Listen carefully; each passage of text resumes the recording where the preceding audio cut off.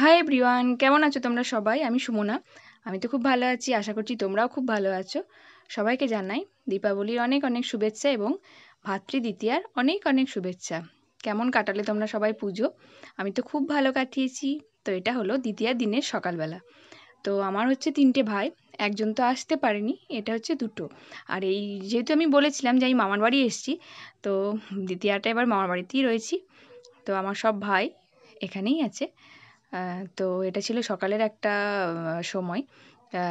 যেহেতু একটা টাইমের মধ্যেই দ্বিতীয়াটা কমপ্লিট হয়ে গেছিলো, তো সেই সময় ছিল, সেই সময়ের মধ্যেই কমপ্লিট করতে হয়েছে। তো এটা ছিল দ্বিতীয়ার দিনটা, খুবই ভালো কেটেছে। তোমাদের কেমন কেটেছে? তো খুব মজা হচ্ছিলো, আমি ভুলে গেছিলাম যে কোন আঙুলটা দিয়ে ফোঁটাটা দেবো। তো সেই সময় সবাই খুবই হাসছিল। আর এটা আশীর্বাদের টাইম।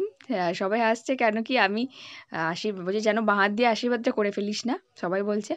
সব তো বাঁ হাত দিয়ে করতে হয়, আর আশীর্বাদটা তো ডান হাতে করতে হয়। তো বলছে যেন সবাই বলছে যে যেন আশীর্বাদটা করে ফেলিস না বাঁ হাত দিয়ে। তো সেটা নিয়ে খুবই মজা করছিল আমাকে নিয়ে সবাই।